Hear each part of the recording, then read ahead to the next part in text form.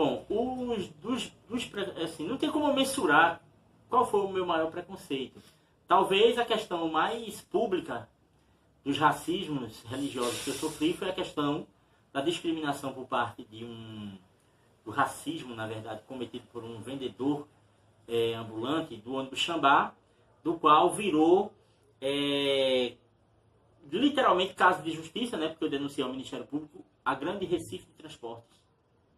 Contudo, eu acho que a intolerância religiosa que eu sofri maior não foi essa, dele ter feito isso, porque na verdade se nós fizermos uma reflexão, ele apenas é um pobre, uma pessoa muito pobre, que não teve acesso a nenhuma informação, apenas ao universo da igreja evangélica, que é muito limitado, e que fez com que ele tivesse aquela atividade, entendeu? Por falta de educação. É uma questão do Estado esse problema, na verdade, da intolerância religiosa. Então, assim, para mim, o pior preconceito que eu sofri foi o Ministério Público ter arquivado o meu processo, alegando que não havia, né, condições de levar o processo à frente, porque a Grande Recife tinha alegado que fazia campanhas de formação contra a intolerância religiosa, então a Grande Recife não teria culpa nisso. Agora, se alguém viu até hoje alguma campanha da Grande Recife nos ônibus contra a intolerância religiosa dentro dos ônibus, me avise, porque isso nunca foi visto e eu sou um usuário de ônibus, né? Eu não tenho carro, eu uso ônibus, então eu sei o que eu estou falando. Então, assim, para mim, um dos maiores racismos que eu sofri foi esse, se nós formos mensurar. Mas nós vivenciamos diversos cotidianamente. Né? Domingo agora nós temos a primeira procissão dos Pretos Velhos de Olinda. E a gente propôs uma missa na Igreja do Rosário dos Pretos, que é a igreja onde, historicamente, é o lugar do povo negro, é o lugar da ancestralidade negra, o lugar construído pelos negros, que nem a igreja tem posse dessa igreja, né? A Igreja Católica não tem posse desse templo, porque ela pertence às Irmandades do Rosário, à Irmandade do Rosário e às confrarias. E nós estamos praticamente sendo impedidos. Né? Tivemos diversos momentos de debates com diversas pessoas para ver os padres com medo de fazer essa missa. É como se fosse algo sobrenatural. A gente ocupar aquele espaço com o nosso tambor, com as nossas roupas, com as nossas falas e com a mentalidade, com a crítica ao racismo. Então você já percebe que essa igreja ela não corresponde nem à ideologia do Papa Francisco, né? Ela é contraditória em si, e na terra onde Dom Helder é o patrono, né, dos direitos humanos, o mesmo se celebrou como um bispo, né, da Igreja Católica, arcebispo, ele celebrou a Missa dos Quilombos em tempos passados, e agora a igreja não quer dar um espaço para a gente fazer uma celebração que traga à tona, né, a memória dos nossos ancestrais negros indígenas. Então, assim, é muito difícil a gente conviver com o racismo, com a intolerância religiosa. Esses elementos são mais perniciosos do que a gente pode imaginar. Eles estão até na água que a gente bebe. Né? O racismo está no ar que a gente respira e ele está na água que a gente bebe. Porque se você for fazer uma reflexão maior sobre o que eu estou dizendo, você vai entender perfeitamente. Porque o cara da água que traz a água mineral para sua casa, ele foi um dos herdeiros da senzala. E por isso ele está carregando aquele garrafão de 20 litros nas costas, do qual, com certeza, um grande empresário branco sempre está por trás das grandes empresas de água, dominando, inclusive, esse bem que deveria ser um bem comum, como ensina a tradição africana e indígena, né? Porque a natureza é um bem comum. Ninguém pode ser dono dos elementos da natureza, da água, do ar, das matas. Mas no mundo dos brancos é uma outra lógica de propriedade, né? A lógica da propriedade é da propriedade da dominação e da destruição do outro. Para você ser proprietário de algo, você tem que matar o outro. Você tem que exterminar o outro. Isso acontece com a fé cristã, né? Que ao existir no mundo, há tão pouco tempo, né? 2019 anos, levando em consideração tantas outras tradições, como, por exemplo, a de matriz africana indígena, que tem mais de 5 mil anos, né? O hinduísmo, tantas outras tradições, tantas religiões que a gente nem conhece, são mais de 10 mil religiões no mundo, e o mundo circula em torno de uma mentalidade religiosa do cristianismo. Então, assim, a gente vive sob a égide de um racismo histórico, estrutural, muito forte, e que não permite com que a gente reflita sobre o mundo de forma correta. Então isso é uma falha da educação, é uma falha da formação de todas e todos, porque eu tenho certeza que da nossa geração, na nossa infância, nós, na primeira série, na segunda série, não estudamos a história da África, nem dos afrodescendentes, nem dos indígenas. E isso prejudicou completamente a nossa vida hoje. Né? Nós somos vítimas de um plano de dominação, né? E de um plano de dominação que, incrivelmente, agora retoma-se nesse país de forma tão rápida e violenta, drástica, com a eleição desse presidente absurdo, né? Que é o Bolsonaro, que é um cara que representa exatamente toda a mentalidade de subjugação do mundo. Ele é realmente a representação legítima, né, de tudo o que é o mundo do branco. O mundo da violência, o mundo da dominação e o mundo onde as diferenças não devem existir. Porque somos todos humanos, né, nesse discurso.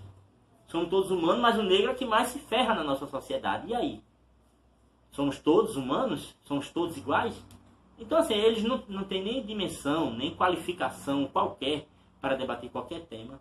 Então, a gente convive nesse contexto onde a gente teve avanços nos últimos 14, 15 anos para cá, com a eleição do presidente Lula. E aqui eu não estou fazendo uma espécie de proselitismo político, né?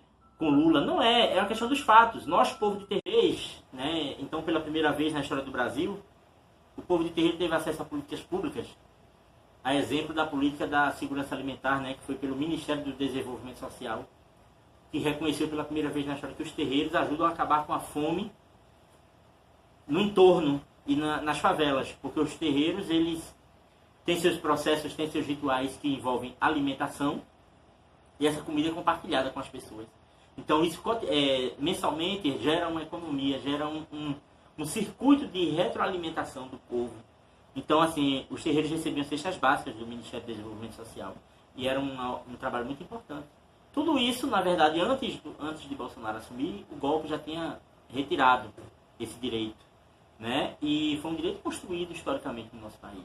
Então, assim, vivemos um mundo hoje onde, para o povo de terreiro, agrava-se os problemas do racismo e da intolerância religiosa, do racismo religioso, que é como a gente prefere chamar. É o termo que nós, em consenso nacional, decidimos dar. Né? Por quê? Porque o racismo religioso, ele é mais do que a intolerância religiosa, porque a intolerância religiosa não se enquadra juridicamente nos termos da justiça. Não tem como você ser preso por intolerância, né? Você é preso por agressão física, por alguma outra coisa, mas por intolerância você não é preso, você pode ser advertido e etc. Agora, racismo já é uma lei que condena as pessoas e que é inafiançável, que as pessoas podem ir presas. E podem ir presas se cometerem. Então a gente prefere chamar de racismo religioso, porque qualifica exatamente essas atitudes intolerantes dessas pessoas que são de outras religiões, sobretudo das religiões evangélicas neopentecostais, né, de fazerem o que fazem conosco. Perseguição, som alto. Quando o vizinho é evangélico, ele coloca um som caixa imenso, tocando músicas evangélicas na hora que a gente está fazendo nossos rituais, exatamente para interromper a nossa prática. Nos ônibus, eles nos agridem cotidianamente quando eles entram para fazer seus discursos de ódio dentro do ônibus, que é um discurso de ódio disfarçado de cristianismo, né? É um discurso de ódio o tempo inteiro. E não podem me ver no ônibus porque eu ando bem caracterizado da minha religião, com meus chocolates, minhas guias, minhas contas, minhas roupas brancas e tudo. Quando eles identificam que eu sou um catimbozeiro, aí começam a soltar muitas gracinhas, a soltarem muitas coisas. E como eu sou uma pessoa bem combativa, geralmente sempre eu entro em conflito com essas pessoas. Porque eu acho que a gente já calou demais. Esse nosso silêncio, de certa forma, é culpado também pelo avanço da intolerância e do racismo. E quanto mais passivo nós formos a esse processo, mais permissivos seremos com tudo isso. Né? Nós não podemos ser passivos, nós temos que ir em cima. Até porque eles têm que entender que o mundo deles não avançará sobre o nosso. E se eles desejarem ou tentarem avançar, pagarão também um preço alto por isso, porque nós não vamos calar em relação aos crimes de intolerância religiosa. Nem que para isso seja necessário irmos a vias de fato, ou irmos à justiça, como é mais indicado fazer. Certo. Alexandre, tem como você falar mais um pouco da sua luta cotidiana em prol do povo de terreiro? Bom, eu sou uma pessoa jovem ainda, né? E que dedico minha vida inteira, né? Desde que eu tenho 12 anos de idade, eu milito na causa. Então, minha vida nunca foi outra coisa a não ser a causa da luta do povo negro, do povo indígena, do povo de terreiro, do povo pobre. Eu sou nascido e criado dentro de Peixinhos, nasci no seio do movimento Mangue, conheci tudo, inclusive meu mestre de percussão, esse som vai atrapalhar. A gente tira na hora de editar. Dá um pau.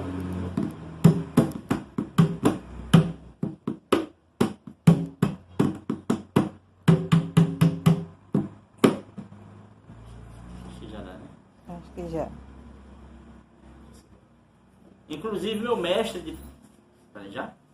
Já tá. Eu não parei não, porque a gente corta lá. Inclusive meu mestre de percussão foi Tocogan, né? Percussionista da Nação Zumbi, uma pessoa que me ensinou muito sobre cultura negra e etc. E hoje me tornei um intelectual do campo, né? Sou mestre em ciências da religião, sou historiador formado em história pela Universidade Católica e construo hoje um trabalho, né, de crescimento da perspectiva intelectual do povo de terreiro, com um projeto chamado Giras Decoloniais. Mas essa trajetória de luta ela é muito grande, que vem desde o tempo que eu tocava no Balé Afro Magemolê, que foi a primeira instituição que eu toquei, por ser percussionista, e perpassa por toda a luta do movimento negro nos últimos 22, 23 anos. Então, assim, é um percurso muito alto, muito cheio de altos e baixos, cheio de problemas, né? Fui a primeira pessoa no Brasil a mudar o nome oficialmente por um nome africano, né? Por uma justificativa religiosa, porque meu nome é em louvor a Oxum, que é o meu orixá, Lomi Lodô, que significa das águas dos rios, né? Então, assim, fui a primeira pessoa a fazer isso, abrir um precedente jurídico para que outras pessoas de candomblé, ou até mesmo de qualquer outra religião, possam trocar seus nomes por causa de uma auto-identificação religiosa. Isso é muito importante. É diferente de apelido, né? Apelido é porque você já vem usando a vida inteira, como Lula, como Xuxa, que mudaram o nome, incluindo. Mas no meu caso, não. No meu caso foi porque eu queria colocar em meu nome oficial um registro histórico, um registro linguístico africano, iorubá, em louvor ao meu orixá, que é Oxum. Então isso tudo são causas da luta, né? A contribuição ela vem sendo dada como a gente pode, porque nós somos pessoas sem recursos para fazer, né, mais do que fazemos. Contudo, eu acho que uma das contribuições maiores que eu tenha para registrar hoje aqui, dentro dos movimentos culturais e raciais que eu faço parte nesses anos todos, é o próprio Kipupa Malunguinho, o evento Kipupa Malunguinho, que na última edição reuniu cerca de 10 mil pessoas de terreiro de todo o Brasil. É o maior evento do povo de terreiro que a gente realiza em Pernambuco. Não tem um precedente no Brasil para um evento como o que a gente faz para o povo de terreiro. Então, para mim, essa é uma contribuição importante. Porque ali é o local do reconhecimento, é o local do hermanamento entre os povos, da luta contra o racismo, contra a intolerância, né, contra o atraso político. Né. E mais recentemente, eu fui candidato a deputado estadual, né, pelo PCdoB, Partido Comunista do Brasil. Tive 1.513 votos. Veja só como é contraditório o nosso povo, né? A nossa luta. Ao mesmo tempo que eu realizo uma atividade que reúne mais de 10 mil pessoas, quando for na hora de votar, nosso povo ainda é escravizado. Nosso povo ainda tem a mentalidade do subalterno, a mentalidade do que deve ficar por baixo, do que deve esperar um branco de classe média alta ocupar o espaço de poder para fazer um favor a ele. Ele não quer acreditar num cara que veio de Peixinhos, que é de terreiro, que tem uma contribuição histórica. Aí vota em qualquer um ou vende o voto. Esse é o povo de terreiro politicamente. Ainda. Porque acredito que minha candidatura, assim como tantas outras, porque eu tenho um artigo publicado na internet sobre povo de terreiro e política. Desde a década de 70 nós tentamos ganhar e o povo de terreiro nunca ganhou nenhuma eleição desde a década de 70 até os dias de hoje, em Pernambuco. Em Salvador já ganhou. Rio de Janeiro já ganhou, porque Leci Brandão, por exemplo, que é cantora, é uma mulher de terreiro. Então ela tem a plataforma dela ligada ao povo de terreiro. Então, assim, é muito complexo, né? falar da trajetória de luta e do racismo. Porque ele é tão forte que ele consegue nos descentrar, por mais centrados, afrocentrados, indocentrados que nós sejamos. Né? Por mais luta decolonial que a gente faça, ainda tem muito a fazer. É incansável, é um trabalho que não se encerra nessa minha vida, nem vai se encerrar na geração dos meus filhos e dos meus netos. É um trabalho que ele se constrói aos poucos, como vocês aqui hoje estão fazendo. É um trabalho para uma cadeira na universidade, que vocês estão fazendo isso para obter uma nota, né? Mas que ao mesmo tempo forma vocês numa perspectiva outra. Está dando uma oportunidade de vocês terem um contato, uma vivência. Vocês já vieram aqui hoje, já viram a gente tocar, já escutaram músicas que tenho certeza que nunca ouviram antes. Se ouviram, foi esporadicamente, né? E ouvir um sacerdote juremeiro falando dentro de um terreiro, que aqui é um terreiro de candomblé e de Jurema. Né? Então, assim, é uma mudança de paradigma. Mudar os paradigmas não é fácil. Desconstruir o cristianismo não é fácil. Pensar fora da caixinha não é fácil para ninguém. Né? Nem para mim. Então, assim, é uma luta constante que nós temos que empreender incansavelmente e acreditar até os últimos dias da vida da gente. Porque nunca vai se resolver isso nessa geração nossa. É um problema tão complexo que ele vai se resolver de diversas formas durante um período histórico longo. Foram mais de 400 anos de escravidão no mundo, negra. Então não vai se desfazer essa mancha tão facilmente como pensamos. Faz só 131 anos que foi abolida a escravatura. Tem gente viva hoje em terra com 105 anos viva, 110 anos viva. A abolição da escravatura foi logo ali, a falsa abolição da escravatura. Então temos muito o que fazer, o Estado nos deve, tem uma dívida histórica fundamental com o povo negro, e essa dívida ela deve ser paga, né, custe o que custar, porque nosso povo foi jogado na sarjeta, já morava numa sarjeta na senzala, foi jogado nas ruas para virar sub-humanos, como já eram considerados naquele tempo. Né? Então, assim, é muito complexo você lidar com isso e ainda você ouvir de pessoas completamente idiotizadas, sem nenhuma perspectiva intelectual, burros mesmo, como eu poderia dizer, no sentido mais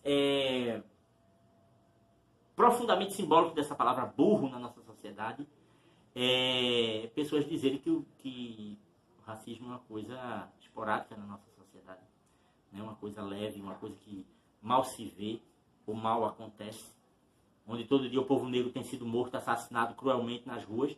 Quem morre é a população negra, a polícia bate primeiro no preto. Não tem jeito. É num terreiro de candomblé que a polícia encosta para encerrar uma atividade religiosa. Ele não vai na igreja católica que está, ou na igreja evangélica que está fazendo culto de vigília a noite inteira, gritando, incomodando a comunidade. Mas quando é o terreiro, porque tem um tambor, eles vêm para acabar com tudo. Então, assim, nós vivemos ainda sobre um risco. Né? Então, eu sempre digo o seguinte, eu e meus companheiros somos vítimas em potencial. Vítimas em potencial da violência. Vítimas em potencial da possibilidade de até mesmo morrer. Assassinado, como já houveram casos de sacerdotes, sacerdotisas assassinados no Piauí, são diversos os casos, só é botar na internet. Assassinatos de pai de santo, assassinatos de mãe de santo. Pernambuco mesmo ainda não pagou uma dívida que é recente, de 2012, lá no Brejo da Madre de Deus, que 7 terreiros foram destruídos por causa do caso do menino Flânio, que foi morto e degolado dentro de um terreno por causa de uma briga. Aí a mídia disse que era magia negra e o cara se disse pai de santo e a mulher disse que era mãe de santo, o que você via automaticamente que eram duas pessoas sem nenhuma sanidade, né? Duas pessoas sem nenhuma condição, loucos mesmo, propriamente dito. E usaram isso contra o povo de terreiro, a mídia, e causou um dano irreparável. Então, assim, é muita coisa para a gente combater. A própria Michelle Collins, né, a vereadora do Recife, que cometeu um crime gravíssimo, e a gente fez um lindo processo de luta contra ela e nos mantemos fazendo, junto ao Ministério Público, processando ela, porque ela foi dizer que Iemanjá, orou, colocando as mãos para o mar, pedindo ao Deus dela que livrasse o Brasil da maldição de Iemanjá, como se Iemanjá fosse uma coisa que amaldiçoasse, né? Sem compreender que Iemanjá é o símbolo maior da maternidade, né? Que é esse o orixá que acolhe todos os filhos em sua casa, é aquele que inclusive dá suporte e condições de haver um Odu específico para o cuidar. Então, assim, é muito complicado você lidar com esse mundo tão ignorante, tão vazio de conteúdo afro-indígena, né? E você está sendo sacerdote nesse contexto é motivo não para baixar a cabeça e dizer apenas que é sacerdote, mas é motivo para você vestir as armas que são necessárias, né? Como eu digo, né? Nós temos armas, né? Eu costumo dizer que eu coloco esse símbolo aqui, ó, de Ogum, é um adereço colocado no assentamento de Ogum, que é o orixá da agricultura e também da guerra, da metalurgia, e aqui tem os objetos criados por Ogum, né? Que é o orixá ferreiro, as indumentárias que são para o trabalho do campo, para o trabalho do dia a dia, a enxada, tudo que é feito para o campo, a espada para a guerra. Então Ogum nos dá arma para vencer os elementos. Oxum nos dá armas, né? Os pretos velhos nos dão armas. Podem ser armas espirituais, armas simbólicas, armas de acolhimento, que talvez seja a maior tecnologia que nosso povo detém, é o acolhimento, que é maior do que em outras religiões. Contudo, temos que nos manter firme e forte, cabeça erguida, para vencer essa etapa difícil. Foi. A mídia também é um elemento, né, que faz com que o racismo se propague na sociedade. No caso do Big Brother, teve aquela participante, né, que cometeu um crime grave contra o meu orixá Oxum, demonizando Oxum, né? Espero que ela venha a ser presa, porque ela cometeu um caso de racismo religioso publicamente, inclusive difuso, né? Para quem estuda direito, vocês que são estudantes de direito vão entender que crimes difusos são crimes que se divulgam em proporção gigantesca, no caso, na internet. Você bota uma coisa na internet, o mundo todo pode ter acesso, né? E ela fez isso na Globo, que é transmitida para o mundo inteiro e está na internet, né? Então ela merece sim ser presa até por racismo religioso, por cometer esse racismo. Mas a gente espera ver se o Estado responde, né? Nesse Estado onde ninguém acredita mais no judiciário, né? Um Estado onde o Supremo Tribunal é a pior das representações para se falar de justiça, né? A gente fica agora não acreditando mais em nada. Já era difícil antes, depois de ter caído as máscaras de todo esse povo, a gente não acredita mais mesmo, né? Que o juiz é motivo de orgulho. Acho que agora o juiz é motivo de vergonha. Obviamente não agravando a todos, porque eu sei que existem pessoas muito legais, muito honestas. Contudo, a gente sabe que é uma classe poderosa de pessoas que fazem o que querem, os juízes. Isso é um fato. E é mais um desdobramento do racismo. Porque quem são os juízes? Os brancos, os velhos e os ricos. Os brancos, os velhos e os ricos. As mesmas pessoas que mandam nessa sociedade a vida inteira, desde quando começou. É difícil. Mataram Marielle, pintaram e bordaram, mataram Moa do Catendê, né? Mataram Moa do Catendê, pintaram e bordaram por causa desse presidente. Mas a gente chega lá. E sobre a minha religião, né? Você quer saber? A Jurema Sagrada é uma religião de matriz indígena do Nordeste do Brasil, que está presente aqui nessas terras antes da chegada dos portugueses e dos africanos. Então é uma religião, é a religião mais antiga desse país, ou então, não digo a religião em si, porque ela não tem um formato de religião, mas sim um conjunto de práticas religiosas mais antigos que existem nesse país, porque a Jurema ela tem várias faces, porque ela é tida em diversas etnias indígenas. Então a gente não pode dizer que existe uma Jurema única, ou de um lugar, ou que a Jurema nasceu em algum lugar, como algumas pessoas dizem que a Jurema nasceu em Alhandra. Isso é uma mentira completa, não tem nada a ver. A Jurema é uma árvore sagrada que nasceu em diversos lugares. Então, essa religião, é a religião mais presente em Recife e região metropolitana. No último censo de 2010, que foi feito pelo Ministério do Desenvolvimento Social e a Unesco, foram mapeados 1.621 terreiros em Recife e região metropolitana, onde esses, mais de 70% proporcionalmente são de Jurema Sagrada. Então a gente vê que essa religião é muito presente, só que ela não é vista pela sociedade, porque é uma religião minoritária, é uma religião que sofre muito racismo, inclusive um racismo interno da própria religião, porque as pessoas de candomblé, de certa forma, de algumas nações ainda têm preconceito com a Jurema. Já não bastasse todo o racismo e preconceito que a gente sofre da sociedade, mas ainda existem alguns cismas dentro da própria tradição nossa. Então, assim, a Jurema tem se afirmado como religião e como algo mais público dos últimos 15 anos para cá, depois do trabalho do Quilombo Cultural Malunguinho, que está muito bem documentado na tese de doutorado de Michele Rodrigues, que chama-se da invisibilidade à visibilidade da Jurema. Ela fez um estudo sobre a nossa trajetória, que eu estou dentro dessa trajetória desde o começo, para tirar a Jurema desse ostracismo histórico, desse racismo histórico que a colocou invisível para o mundo. Tanto é que a minha tese, a minha dissertação, que está aqui, ela é a primeira dissertação também desse país feita por um juremeiro, defendendo a religião. Podem ter juremeiros que fizeram outros trabalhos, defendendo qualquer outra coisa, não religião. Mas escrever sobre a própria religião e fundar essa cosmologia mais densa, mais completa, mais complexa, em um texto acadêmico, eu construí isso, né? Costumo dizer que parte da minha missão que eu deveria ter cumprido na Terra já, de certa forma, foi cumprida. Que venham pessoas mais jovens para tomar fôlego e seguir mais à frente. Mesmo eu sendo novo, entendeu?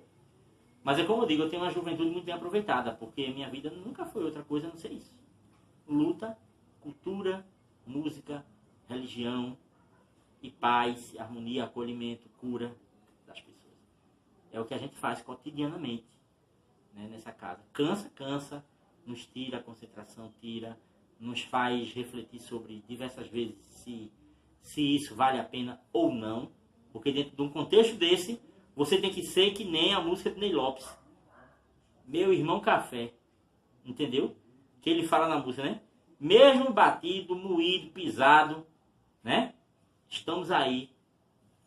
Mesmo batido, que o café, né? Você pega ele no pilão, você tem que destruir ele, né? Transformar ele em pó. E essa música é belíssima, porque ela fala isso. É a música da luta contra o racismo, das mais lindas que existe no Brasil, feita pelo maior intelectual negro também do Brasil, que é Ney Lopes. E ela fala isso, meu irmão café.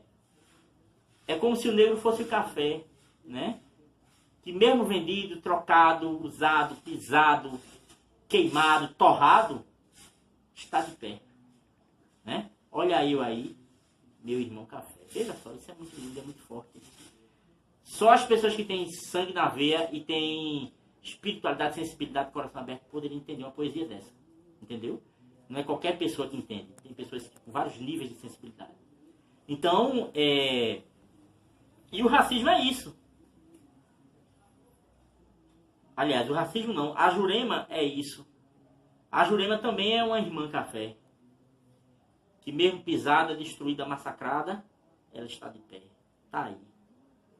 Ninguém conseguiu destruir ainda.